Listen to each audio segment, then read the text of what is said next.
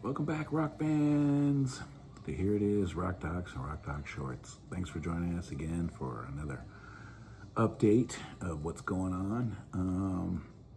Still working on the Geezer Butler thing. Yes, that's absolutely true. I am a lazy piece of shit. That's for sure. But I'm definitely working on it. I'm going to get it done, and we're going to get that thing up there, and we're going to hopefully make all the fans happy.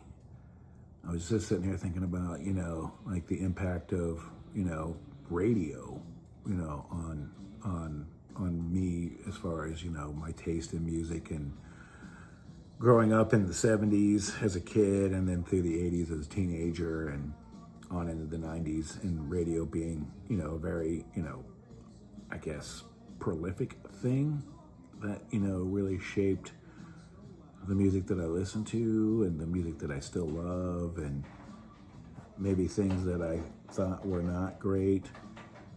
But now I look back and go, yeah, that is really a pretty good song. Give me 1 second. All right, sorry about that. One of my cats wanted in, so I got a little, he decided he wanted to scratch the shit out of the door. I still got one cat out here, Maggie. She might come up and see us, I don't know. But yeah, I was talking about the impact of radio, my love of music. Like I said, of course, I grew up in the 70s as a kid, and AM being a very, prolific thing in my life. I remember growing up and we had this, I don't know, maybe a 76 Pontiac Catalina that had an AM radio and one speaker in the dash, and hearing music that way for the first time, and thinking to myself, well, the thing about AM radio was they would play whatever. They like you could hear the Carpenters and you could hear Led Zeppelin.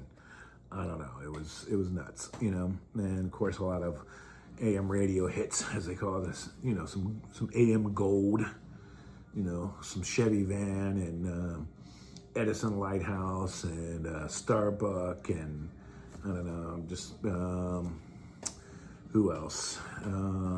Billy Don't Be a Hero. I know that's the name of the song. I can't think about the name of that band. But Steelers Wheels, Jerry Rafferty, all those things made, a huge impact